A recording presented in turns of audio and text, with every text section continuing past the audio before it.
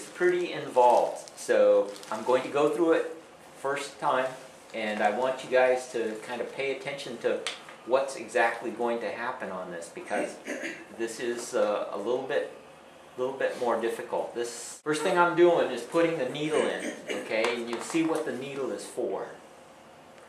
Right near the very tip of it, I'll put on a jam knot, a small jam knot, right there like that, just to hold the thread on there. Second thing I'm going to do is I'm going to supply a little piece of foam like this, a little gray piece of foam. And what you want to do is you want to fold it in half like this and pinch it. That's just because the only reason you have to do that is because I cut these things a little bit on the short side, and you don't have much to play with. And what that does is it gives you a place to put the needle in, so it's right in the middle. Okay. Then what you do is you fold it over the top like that, and then right near the very end of it, put a couple of loose wraps and then tighten it. Okay. Put a couple of loose wraps and tighten. Okay. Then you come inside and you advance it 3 or 4 wraps like that. Pinch it again. Tighten it up. Now you can see what's happening there. I'm starting to build a segmented body, okay? And then do the same thing. Go 3 or 4 wraps forward. Make another segment. Make it fairly tight.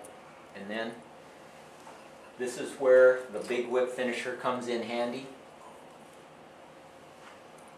Bring it right over that segment, 3-turn whip finish, tighten it up, and then now you can pull it off. Just pull it off of the needle like that. That's where your body is started, just like that. All right. The next thing you do is you put in your hook, and you're going to want a Tiemco size 10 200R. Okay. Many other hooks will work with this, but because of the way it drops down in the back, the body will attach right about here, and it will sit straighter than if you had attached it to a straight shank hook. Okay. Now the first part of it on the doing the body was done with 6/0 black thread. The reason I did it with 6/0 was so that it didn't build up a lot and the segments would look a little tighter, a little closer together. When you guys do this, I'm going to ask you to do a little test first. This is 3/0 black. We're going to attach it to the front of the hook, and then I'm going to ask you to do a little test with your thread first. If you don't know how hard to pull on your 3/0 thread before it breaks, I want you to do that little test. I want you to put it on the hook, hold the hook, and pull it until the thread breaks on you. If it doesn't break and you're pulling pretty hard, then you know how much tension you can put on it. But the last thing you want to do is start working with the deer hair and then start pulling tight, and you're halfway through it and all of a sudden, bink, it pulls off. See, what's pretty important is to learn what breaking strength your thread has. Okay, here's a piece of deer hair. I'm going to pluck out a section approximately the size of a pencil, and I'm going to be removing some of this hair, so I want it just a little bit larger than I think, because some of it's going to come off, but you don't want this to be too large. So what I'm doing is I take off a chunk like that. I'm going to clean out all of these little shorter hairs down at the bottom. So what I'll do is I'll grab it by the tips and I'll pull out all of these little tiny short hairs like that.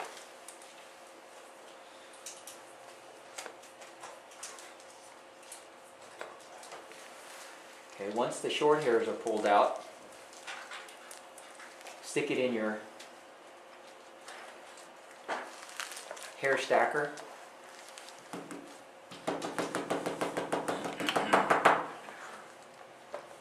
And even it out. What you want to do is you want to face the tips the direction they're going to be, so you don't have to handle it very much. And you'll see that the hair comes out like that.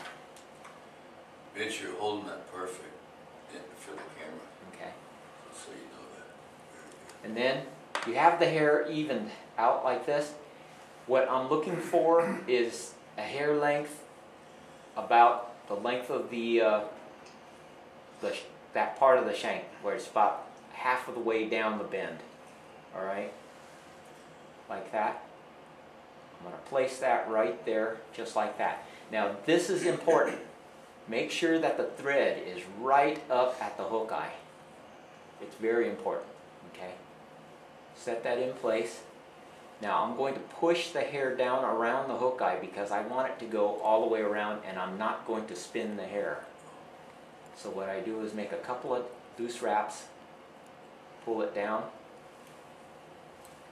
a couple of tighter wraps, a couple more tighter wraps, and just keep going down until it's tight, and I'm holding it.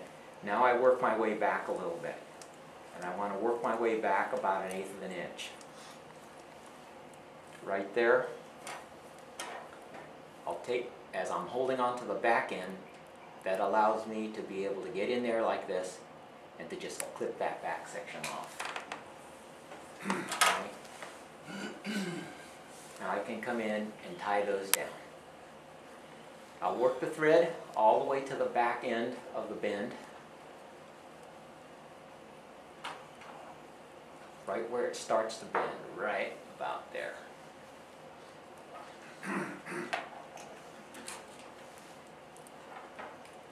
I'll take the 6/0 or 3/0 and I'll whip finish it off right there. Where there's a base. And now I'll come in with the body and the 6/0, just like this. Alright? And what I want to do is I want to come in from underneath like this, right where the body is starting. I want to put in several wraps. As I get the first wrap in there, I want to pull this back so that I can get a few more wraps in that spot. Then you take the body and right there where it's folded over, put in another segment, just like that. Alright? Make sure it's tied down with a couple of tight wraps. Come forwards, 4 wraps, put in another segment. Now, just put a couple of wraps on there. If the segment doesn't look large enough, then unwrap it and go back in there and put in a couple more. But basically that's looking pretty good. Is that alright? It's clear. Alright. Come in, forwards, make another segment. It's not big enough.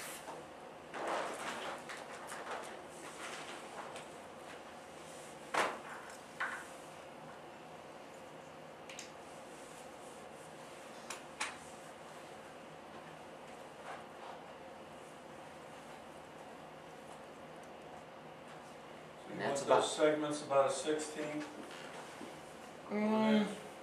Yeah. I'd say they're a little more than a 16th. What you do is you look at the size of the fly, and you look at the segments, and you're just basically guesstimating about how wide the body of the bug is going to be. Oh, okay. Okay. If you make them too short, then the body is too narrow. Okay. And at this point, I will tie that off right there, and then I'll clip off the excess.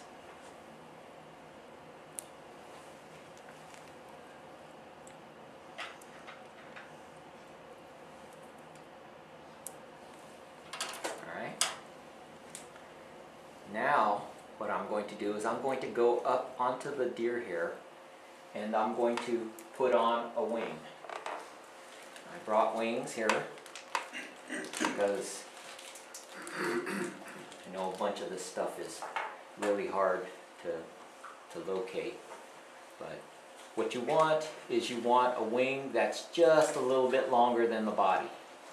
Alright, so the first thing I do, you don't have to measure it just yet. First thing I do is I'll come over here like this and I'll just clip a corner off of each corner. What is that material?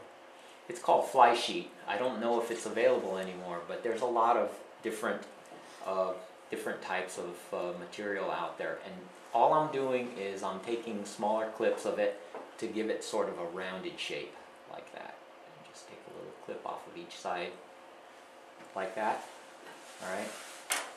And then I want to measure the body, measure it against the body, and right about there is where I want to cut it. And then I also want to thin this out. Cut it to a V shape so that it'll tie in easy. Alright? And basically you end up with something that looks like that. Alright? So now I place it on top, fold it over the body, tie it down, wrap it down to where the foam ends. If it's a little off, just twist it up a little bit, put another wrap in there, just like that. Just so that it sits flat over the back, okay? Now, the first part of this is done with black deer hair. The overwing on this thing is going to be black bucktail. And the reason I use black bucktail is because you don't want the hair to be flared out like this, sitting over the back. All you're going to want is a little bit, about like that. And all it's going to do is break up the silhouette of that wing just a little bit.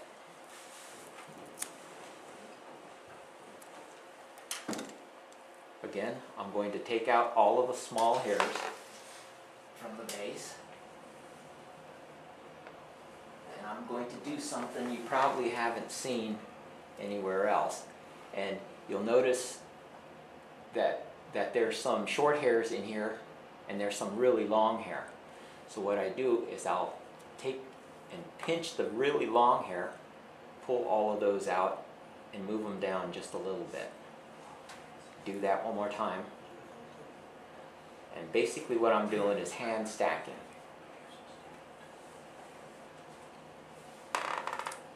I'm hand stacking just a little bit beforehand, and then I'll use the hair stacker.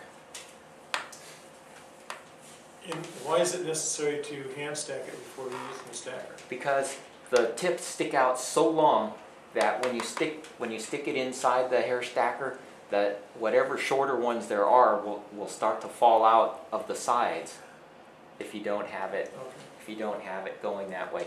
And not only that, but it doesn't always stack real well. This bucktail has more friction, I guess, than the deer hair does, and it doesn't want to stack real well. So again, I want the tips facing in the direction that I'm going to pull them out and have them stick out at, like that. And I want the hair to be just a little over the outside of the wing, just so that it breaks up the silhouette on the outside edge of the wing a little bit. Alright? Then I'll lay it over the top. In there just a little bit. More shallow. There we go. Perfect. Alright. Tie it in there with a bunch of tight wraps. Then take the butt ends of that hair, pull it back,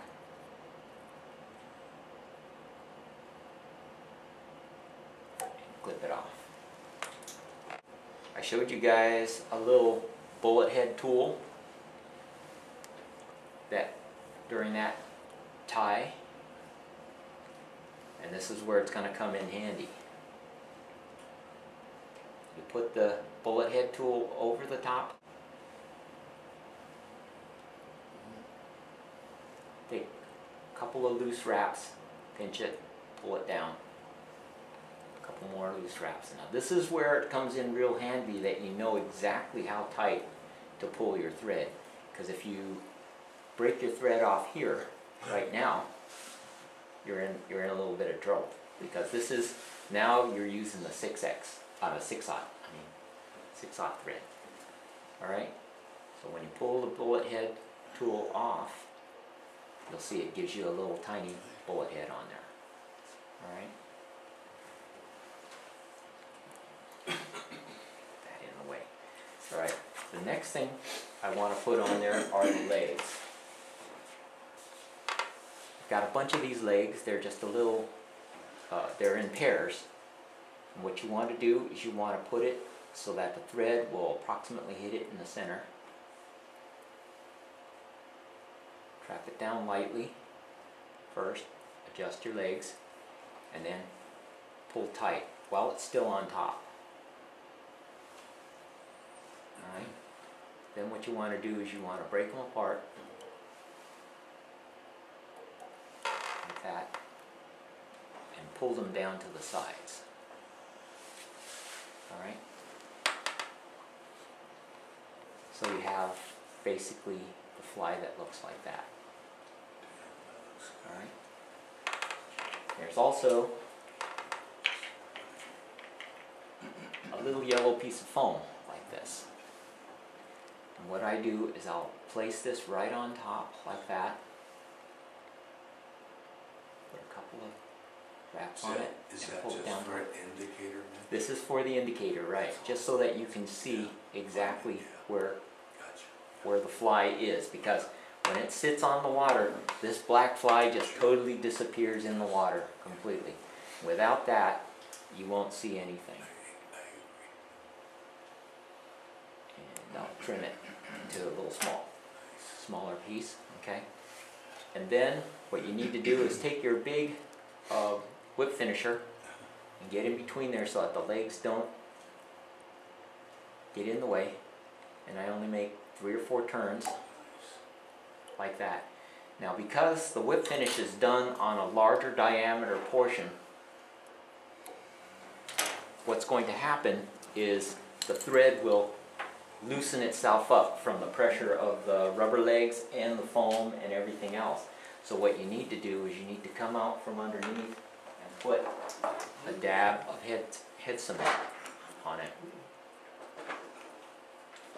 And I cover this whole section right here.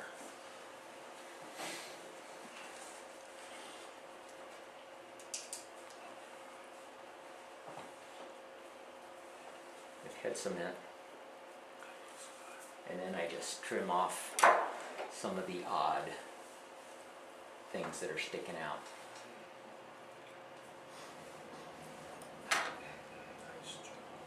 And that's the fly.